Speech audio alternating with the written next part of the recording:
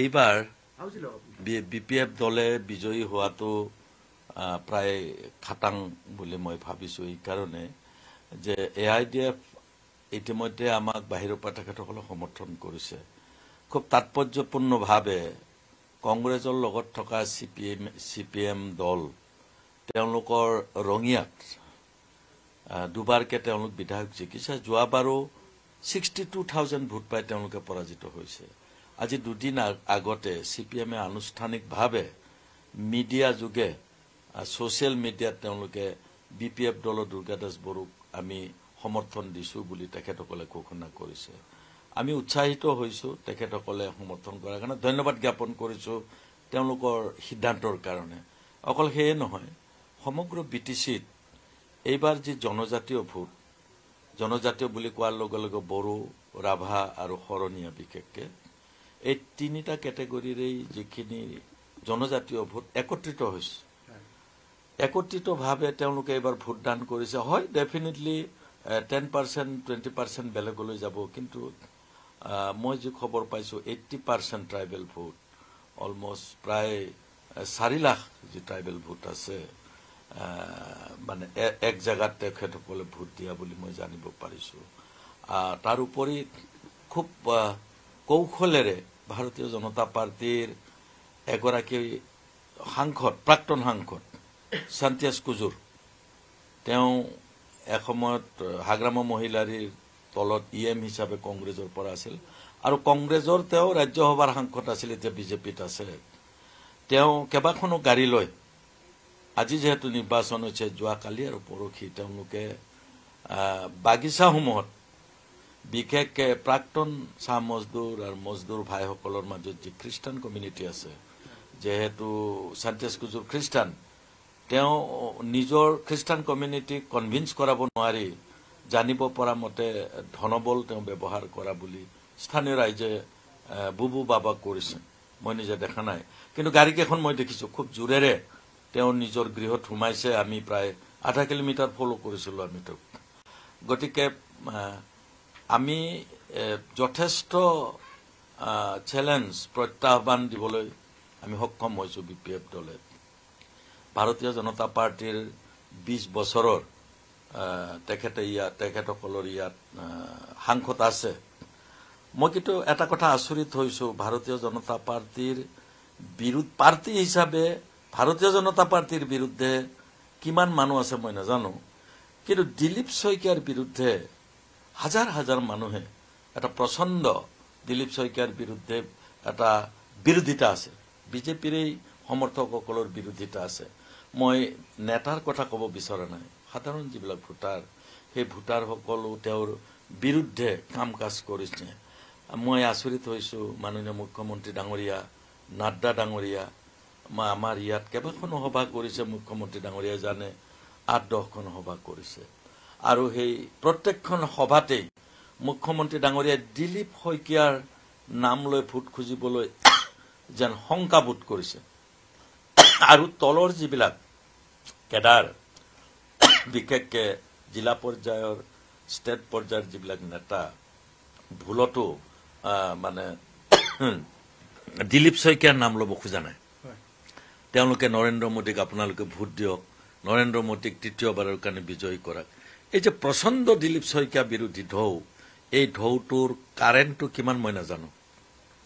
10,000 20,000 1 লাখ নে 2 লাখ দুটা ফেক্টৰে ইয়াত কাম কৰিছে প্ৰথম ফেক্টৰ হৈছে আমাৰ দলৰ সভাপতি হাগ্ৰামা মহিলাৰী আমাৰ এই হাগ্ৰামা মহিলাৰ ফেক্টৰটো এই কাৰণে আহিলে ইয়াৰ পূৰ্বতে মঙ্গলদৈ সমষ্টিত খুব বেছি ভোট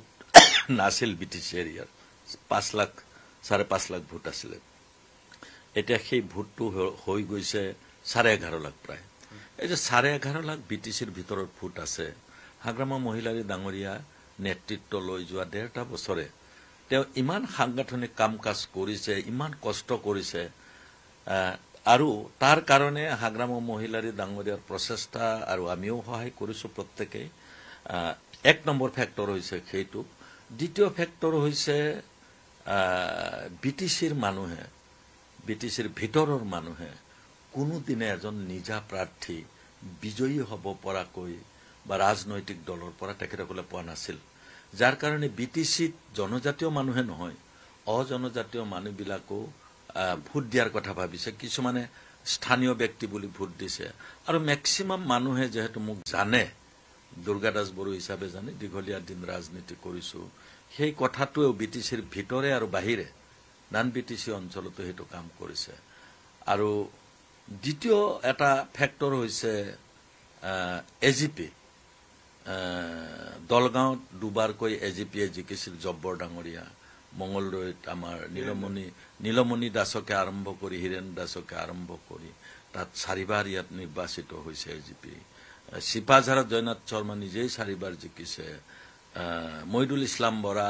আৰু শেহতীয়াকে আমাৰ কলিতা ডাঙৰ সত্যব্ৰত কলিতা ডাঙৰীয়াকে ধৰি সেই চিটটোতো চাৰিবাৰ জিকিছে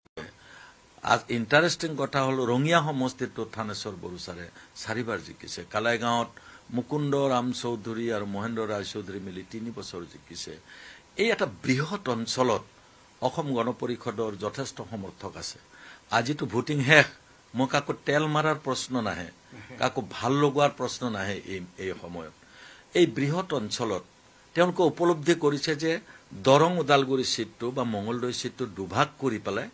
এভাগ এজিপিক দিব নোৱাৰে তেওঁলোকে জানে কিন্তু 11টা এমএলএ সিট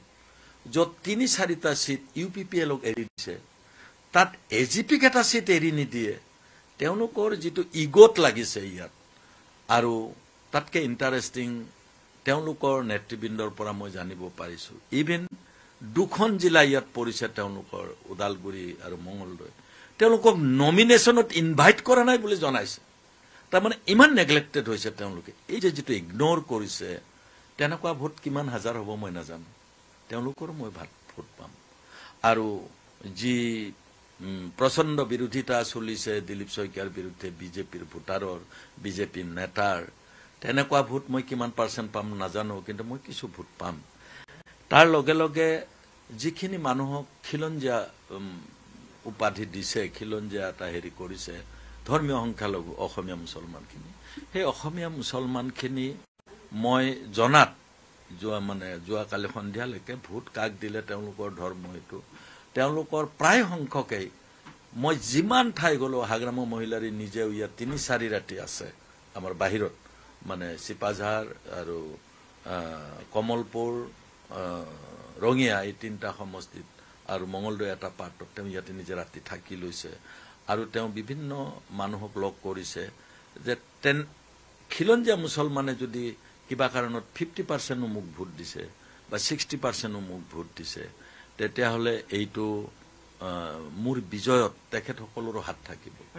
না মই 100% চিয়ৰ এই কাৰণে মই চিয়ৰ কিয় হৈছো মই নিজে অনুমান কৰি চিয়ৰ হোৱা নাই বিটিচিৰ ভিতৰত যি ভোটদান হৈছে সেই ভোটদানৰ পাৰ্চেন্টেজটো বাহিৰৰ ভোটদানতকৈ যথেষ্ট কম এতিয়ালৈকে বোধহয় 75%ৰ তলত আছে আমি জানো যে 75% মেক্সিমাম হয়তো তাত পুল হ'ব তেতিয়াহ'লে 11 লাখ ভোটৰ 7 লাখ ভোট পুল হ'ব বা 8 লাখ ভোট পুল হ'ব সেই যিখিনি 8 লাখ ভোট পুল হ'ব বিটিচিৰ কথা কৈছো এই যি বিটিচিৰ 8.5 লাখ ভোট পুল হ'ব মইতো ভাবো ষ্ট্ৰেট 4.5 লাখ কম মেক্সিমাম 5 লাখ মই ভোট পোৱাৰ সম্ভাৱনা আছে আৰু বাকি 30-40 হাজাৰ ভোট কংগ্ৰেছে পাব যিখিনি ৰেষ্ট 2 লাখ সামথিং সেইখিনি দিলীপ শইকীয়া পাব গতিকে যিটো আমাৰ মানুহৰ কৰ্মী দলীয় কৰ্মী হাজাৰ হাজাৰ দলীয় কৰ্মীৰ বক্তব্য তাৰ ওপৰত নিৰ্ভৰ কৰিহে মই নান বিটিচিত যি 10.5 লাখ ভোট আছে যিটো গম পোৱা আমি যিটো গম পাওঁ তাত 10.5 লাখ ভোটৰ ভিতৰত প্ৰায় 5.5 লাখ সংখ্যালঘু ভোট আছে 5 লাখ হিন্দু ভোট আছে হিন্দু ভোটৰ 75% যদি পুল হয় 4 লাখ পুল হ'ব ময়ো 60-70 হাজাৰ পাম মাধৱ ব্ৰজবংশীও 60-70 হাজাৰ পাব যদি সেইটো হয় 1.5 লাখ ভোট আমি দুইটাই পোৱাৰ পিছত 4 লাখ ভোটৰ কিমান থাকিব 2.5 লাখ ভোট থাকিব গতিকে বিজেপিলৈ 2.5 লাখ ভোট থাকিব আৰু যি 5.5 লাখ সংখ্যালঘু ভোট আছে তেওঁলোকৰ 5 লাখ পুল হ'ব 10% মানে পুল নহয় মইতো জনাত 98% পুল হৈছে কৰবাত ইতিমধ্যে জনামতে গতিকে যদি সেই ভোটটো ঠিকমতে আহিছে তেতিয়াহ'লে মই ধৰিলো কংগ্ৰেছে 2.5 লাখে পালে আধা পালে মই আধা পালেও মই বিজয়ী হ'ম, একো অসুবিধা নাই। মই যেটো দেখিছো, মই অকল AIDFক এপিল কৰা নাই নিৰ্বাচনৰ সময়ত, মই কংগ্ৰেছীসকলকো সমানে এপিল কৰিছো। এই কাৰণে যোৱা 20টা বছৰে অনেষ্টলি কংগ্ৰেছীবিলাকেও ভাৰতীয় জনতা পাৰ্টিক পৰাজিত কৰিবৰ কাৰণে চেষ্টা কৰিছিল। সেই সময়ত অকল কংগ্ৰেছ নহয়, তৰুণ গগৈৰ দিনত আমি দুবাৰ সমৰ্থন দিছো কংগ্ৰেছক। আমি কংগ্ৰেছক জিকাব নোৱাৰিলো। যোৱা সৰ্বানন্দ সোণোৱালৰ দিনত আৰু তাৰ আগত AIDFও দুবাৰ সমৰ্থন দিছে, কংগ্ৰেছক জিকাব নোৱাৰিলে। গতিকে 100% সংখ্যালঘু মানুহে ভোট দিলেও যে নিজিকে, এইটো আমাৰ যিসকল মিয়া ভাই আছে তেওঁলোকো জানে, আৰু খিলঞ্জীয়া ভাই যিসকল আছে তেওঁলোকো জানে যে আমি ভোট দি জিকাব পৰা নাই 20 বছৰতে। তেওঁলোকৰ উপলব্ধিৰেহে আমাক কৈছে যে আমি জিকাব পৰা নাই দাদা, এইবাৰ আপোনাক আমি অপশ্যন হিচাপে লৈছো, আমি আপোনাক ভোট দিম, দুইটা পক্ষই। গতিকে মই ভাবো, মই তাৰ মাজত এই কথাটো কৈছো, আপুনি অসত্য নহয় যে কংগ্ৰেছে 100% ভোট পায় আগতে। এইবাৰ কংগ্ৰেছক 20 বছৰ জিকাব নোৱাৰাৰ যিটো প্ৰতিশোধ, সেইটো প্ৰতিশোধ অপশ্যন হিচাপে BPFক লৈছে। মই ভাবো তথাপি কংগ্ৰেছে ভোট পাব, 2 লাখ ভোট পাব সংখ্যালঘু, মই 2.5 লাখ মান মই ভোট পাম। গতিকে মই ইজিলি জিকিম বুলি ভাবো। আৰু এইবাৰ